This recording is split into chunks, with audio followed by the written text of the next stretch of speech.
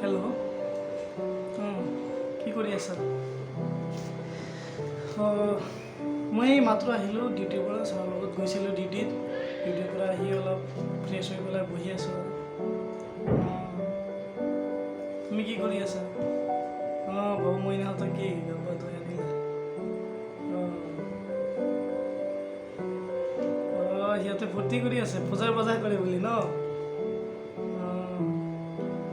ঠিক আছে দিয়া, মই যাম, দৰমহা হ'লে যাম। মই ছাৰক কৈ থৈছোঁ পূজাৰ কাৰণে যাব নিদিব বুলি কৈছে, তথাপিও এদিনৰ কাৰণে যাম আৰু গৈ পূজাৰ কাৰণে কাপোৰ কানি কিনি থৈ আহিম আৰু। হয় নেকি? সিহঁতে পূজাত মানে কাপোৰ ল'বই আৰু ন?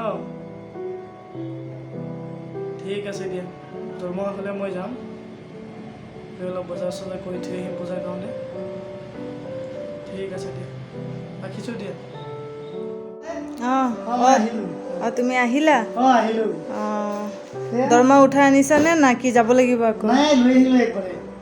লৈ আহিলোঁ। মই ফ্ৰেছ হৈ আহোঁ, আহি মেলি তোমালোকৰ ৰেডি হোৱা, একেবাৰে ওলাই যাম আৰু পূজা কৰি। বাবু মইনাহঁত ক'ত? বাবু মইনাহঁতে তাতে খেলি আছে, সিহঁতে ফূৰ্তি একদম পূজাৰ বজাৰ কৰিব যাব বুলি। পুৰা ঠিক ফূৰ্তি আছে, আছে। মই ফ্ৰেছ হৈ আহোঁ।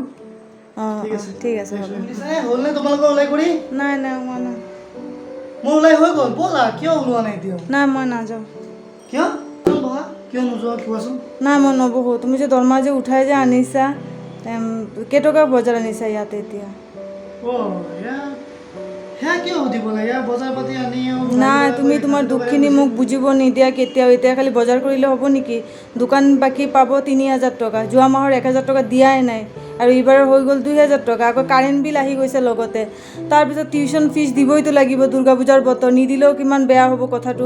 ৯,০০০ টকা দি এইখিনি আমি কেনেকৈ হেৰি কৰিম, মিলাম? নালাগে, মই নাযাওঁ। তুমি এক কাম কৰা, ল'ৰা ছোৱালীক লৈ যোৱাগৈ, সিহঁতক লৈ যি লাগে সিহঁতক কিনি দি দিয়া, মোৰ একো নালাগে। হ'ব দিয়াচোন, তেনেকেই চলিব লাগিব। আমাৰ জীৱনটো আৰু তেনেকুৱাই। গম পাইছোঁ তেনেকুৱা। এতিয়া তেনেকুৱা হ'লে এতিয়া ময়োতো এইখিনি বুজিব লাগিব না। এতিয়া মই যাম, গৈ পেলাই কিবা এটা পচন্দ কৰিম, আকৌ লৈ ল'ম। পিছৰখিনিয়ে চিন্তা কৰিব, মাত্ৰ দৰমহা সোমাইছে আৰু এটা মাহ চলিবও লাগিব ইয়াৰ ভিতৰতে। ল'ৰা ছোৱালী ইমান আশা কৰিছে বজাৰ কৰিব বুলি, ইয়াতো বজাৰ কৰিবই লাগিব। তেনেকৈ হ'লেতো বজাৰ এটা কাম কৰা, ল'ৰা ছোৱালী আশা কৰিছে, সিহঁতক কিবা এটা ফুটপাথৰ পৰা কিনি দি দিয়াগে, মোৰ একো নালাগে, মই পিছত লৈ ল'ম। পূজাটো এটাই নহয়, কালী পূজাও আছে পিছত, কালী পূজাৰ সময়ত মই কিবা লৈ ল'ম। এতিয়া সিহঁতক দি দিয়াগে যি লাগে। কি কৰিবা, চৰকাৰে কৈছিল, হাইকোৰ্টে অৰ্ডাৰ ওলাইছিলে কিবা দৰমহা বাঢ়িব বুলি শুনিছিলোঁ, কিন্তু সেয়াও নাবাঢ়িল।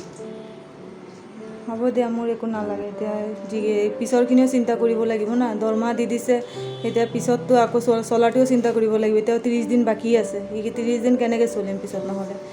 ইয়াৰ মাজত বেমাৰ আজাৰ কিমান কি থাকে, সৰু ল'ৰা। নালাগে, তুমি এটা কাম কৰা, ল'ৰা ছোৱালীক লৈ যোৱাগৈ, সিহঁতে ইমান আশা কৰিছে, মোৰ একো নালাগে, মই কালী পূজাৰ সময়তে কিবা এটা লৈ ল'ম। বাদ দিয়া এতিয়া, আৰু মনত দুখ নলওঁ, লৈও লাভ নাই, কিনো কৰিম কোৱা? একো নাই, চাওঁচোন কি হয় পিছত।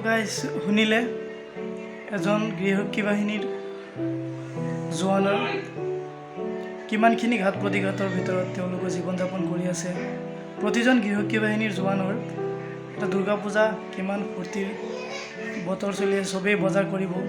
প্ৰতিজন গৃহৰক্ষী বাহিনীৰ জোৱানৰ মনত এই দুখ, চবৰ মনতে এই বেদনা আছে।